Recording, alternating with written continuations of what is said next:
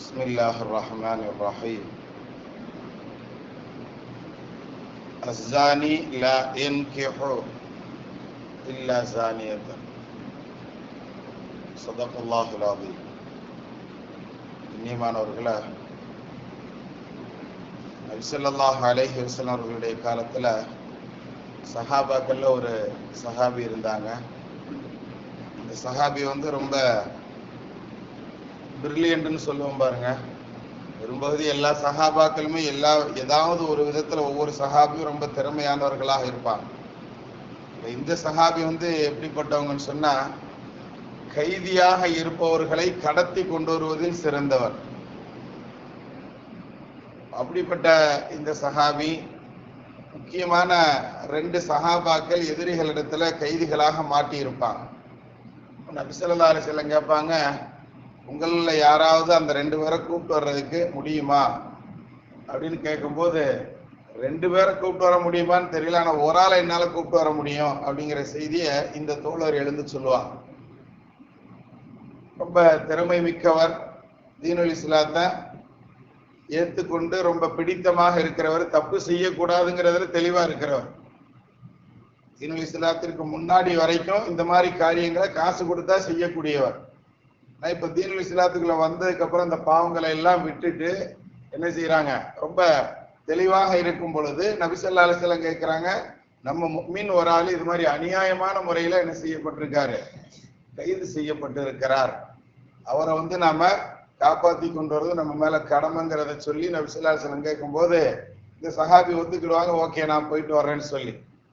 எந்த இடம், எந்த சமூகம் அப்படிங்கிற எல்லாத்தையுமே கேட்டு வச்சுக்கிறாங்க. அதே மாதிரி அந்த இடத்துக்கு இரவு நேரத்துல போறாங்க.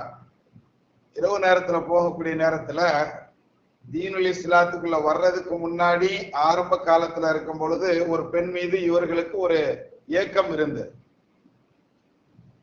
அந்த பெண்ணும் இவங்களும் என்ன செஞ்சுக்கிட்டு இருந்தாங்க, காதலித்து கொண்டிருந்த காலம் அது. தீனுல் இஸ்லாத்துக்குள்ள வந்ததுக்கு பின்னாடி அதெல்லாம் விட்டாச்சு, தொழிலையே விட்டுட்டாங்கும் போது இதெல்லாம் மாத்திரம். ஆனால் அந்த பெண் இவங்களை என்ன செஞ்சிருச்சு, அடையாளம் கண்டுபிடிச்சிருச்சு அந்த இருட்டிலையும்.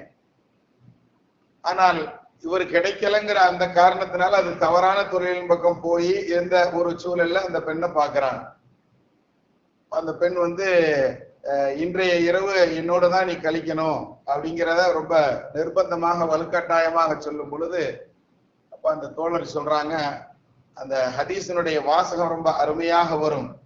அந்த பெண்ணை அவர் அலட்சியப்படுத்தினார் அப்படிங்கிற செய்தியை நபி ஸல்லல்லாஹு அலைஹி வஸல்லம் சொல்லுவாங்க. அந்த பெண்ணை அந்த தோழர் என்ன செஞ்சாங்க, அலட்சியப்படுத்தினாங்க. நான் வந்திருக்கிறது அதுக்காண்டில முக்கியமான வேலையா வந்திருக்கிறேன், பிறகு பார்க்கலாம், நாளைக்கு உன்னை சந்திக்கிறேன்னு எவ்வளவோ அதை எதை பேசி பார்ப்பாங்க, முடியாது. அப்ப அந்த பெண்மணி என்ன செய்வா, இவர் வந்தாலே எதுக்கு வருவார்னு தெரியும் இல்லையா. அதனால அந்த பெண்மணி அந்த சமூகத்தினர்களிடத்துல போய் மனசுக்குள்ள என்னதான் இருந்தாலும் ஒரு டென்ஷன், கோபம் வரத்தானே செய்யும். அந்த பெண்மணி போய் என்ன செய்யறாங்க, அந்த சமூகம் எங்க இவர் திருட வந்திருக்கிறாரோ, யாரை கூப்பிட்டு போக வந்திருக்கிறாரோ அந்த சமூகத்திட்ட போய் சத்தம் போட்டு சொல்லிடுவாங்க, இன்னார் வந்திருக்காருப்பா, யாரோ ஒரு கையை தூக்கிட்டு போறாரு, எல்லாரும் உஷாரா இருந்துக்கோங்க அப்படின்னு சத்தம் போட்டு சொல்லிடும். சொல்லிட்டு அந்த அம்மா போயிடும். எதிரிகள் எல்லாம் இந்த தோழரை என்ன செஞ்சிருவாங்க, இந்த சஹாபியை சுத்து போட்டுருவாங்க. இவங்க பக்கத்துல இருக்கிற ஒரு சின்ன மலை குன்றுல போய் என்ன செய்வாங்க, இங்கிட்ட இருந்து ஏறி அந்த பக்கமா போய், அதாவது மனிதர்கள் இறங்க முடியாத பகுதியில போய் என்ன செஞ்சுக்குவாங்க, ஒளிஞ்சுக்கிடுவாங்க கஷ்டப்பட்டு. இவங்க மேல இருந்து நின்று தேடி பார்ப்பாங்க. அந்த மலை குன்று மேல ஏறி நின்று எதிரிகள் கிட்டத்தட்ட 40 பேர் என்பதாகவும் சொல்லப்படுது, அதிகமான நபர்கள் என்பதாக சொல்லப்படுது. அவ்வளவு நபர்கள் அந்த தோழரை தேடுவாங்க. எங்கேயுமே இல்லைன்னு ஒளிஞ்சிருந்தா இதுக்கு கீழே தான் இருக்கணும் அப்படின்னு சொல்லி முடியல, ஆத்திரத்தை கக்கணுங்கிற சூழ்நிலையில எல்லாரும் அந்த இடத்துல சிறுநீர் கழிப்பாங்கன்னு வருது. அவர்கள் கழித்த சிறுநீர் அந்த தோழனுடைய தலையின் மீது பட்டு கீழே இறங்குச்சுங்கிறத, இந்த நடந்த விஷயத்த மறுநாள் என்ன செய்யறாங்க, இந்த சஹாபி அந்த இரவு முழுவதும் அங்கேயே இருந்துட்டு எல்லாரும் போனதுக்கு அப்புறம் திரும்ப என்ன செய்யறாங்க, ஊருக்கு நபி இடத்துல இது மாதிரி நடந்த நிகழ்வுகளை எல்லாம் சொல்லுவார்கள்.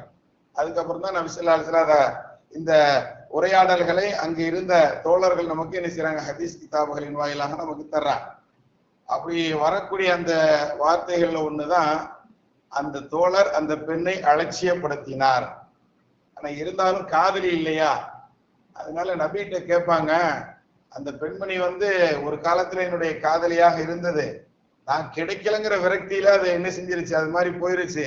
இப்ப நான் அந்த பெண்மணியை திருமணம் செஞ்சுக்கிடலாமா, எனக்கு அதுக்கு அனுமதி உண்டா மார்க்கத்துல அப்படின்னு ஹலாலான முறையில போறதுக்கு என்ன செய்யறாங்க, நபிகிட்ட அனுமதி கேட்பாங்க அந்த சஹாபி அவர்கள்.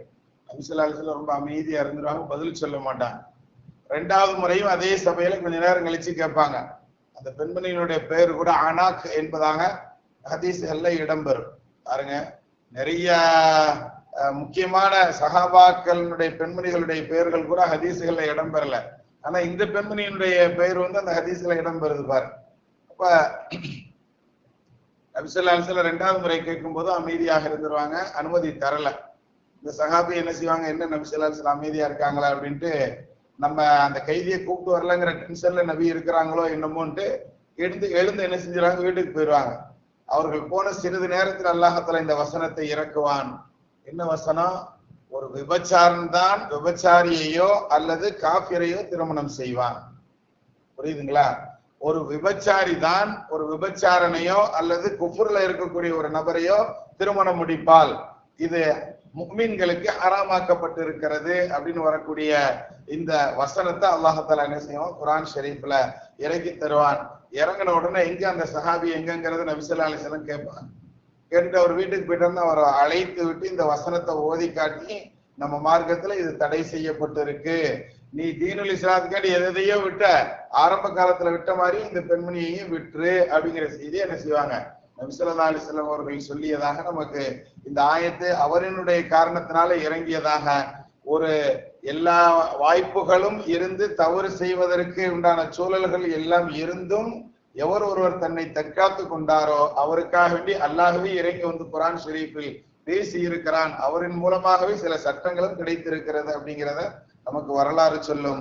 அல்லாஹ் உண்மையை விளங்கி அமல் செய்யக்கூடிய பாக்கியவான்களை நம்மை கபூல் செய்வானாக. அதே போன்று சஹாபாக்களை போன்று நாம் அமல் செய்யக்கூடிய, தவறுகளை அலட்சியப்படுத்தக்கூடிய பாக்கியவான்களாக அல்லாஹ் நம்மை கபூல் செய்வானாக. பிஹக்கி சய்யிதினா வ ஆலி சய்யிதினா முஹம்மதின் ஸல்லல்லாஹு அலைஹி வஸல்லம்.